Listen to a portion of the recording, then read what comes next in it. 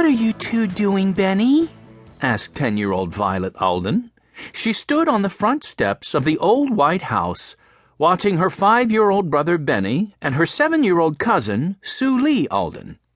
Benny laughed. We're practicing walking backward, he explained. Sue Lee nodded and added, When we get good enough, we're going to have a walking backward race. Benny, look out! Cried Violet. But it was too late. Benny had walked backward right into a pile of leaves. Ah! Said Benny, falling down. Leaves flew up and scattered everywhere. Watch, the Aldens' dog, who had been lying on the grass, gave an excited bark and raced over to the pile of leaves.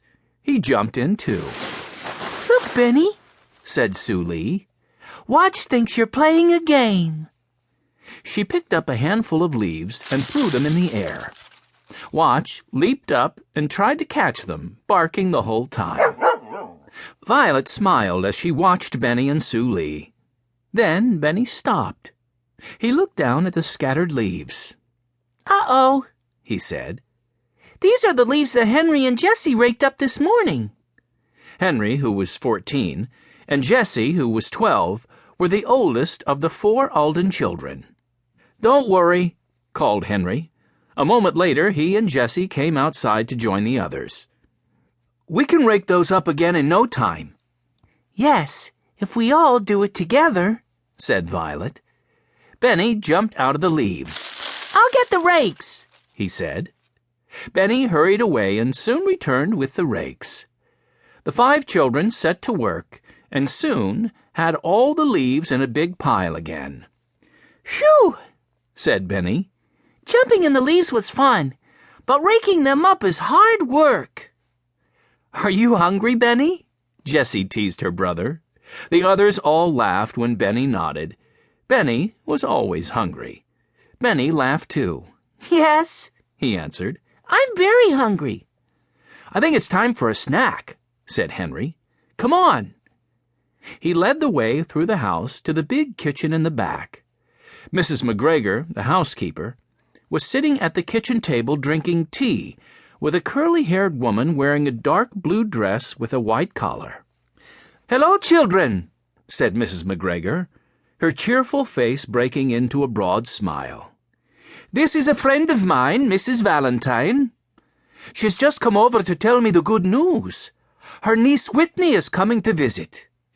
She's a first-year student at college, said Mrs. Valentine. I hope you'll all be able to meet her. Mrs. McGregor introduced the Aldens. And watch, added Benny quickly, pointing to the small terrier who was sitting at his feet. And of course watch, agreed Mrs. McGregor. Mrs. Valentine said hello to everyone and leaned over to pat the dog's head. How do you do, Watch? She asked. Watch wagged his tail happily. He's a wonderful dog, said Mrs. Valentine. Does he belong to you, Benny?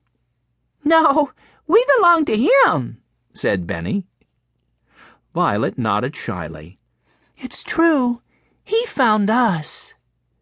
As the Aldens got out cookies and milk, Sue Lee told how she had lived in Korea before Joe and Alice Alden, who were cousins of James Alden, had adopted her. Then Henry, Jessie, Violet, and Benny told the story of how the little dog had come limping into their lives when they first became orphans and were living in an old abandoned boxcar in the woods. Jessie had pulled the thorn from the little dog's paw, and Benny had named him Watch, and he had been a good friend and watchdog ever since. Now the old boxcar was in the yard behind the big white house where the Aldens lived with their grandfather James Alden.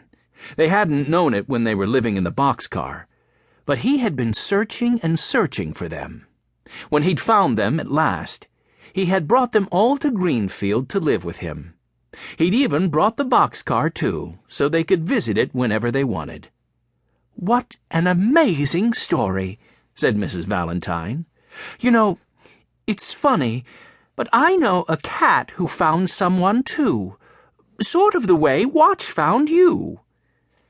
Really? Said Violet, forgetting her shyness. What happened?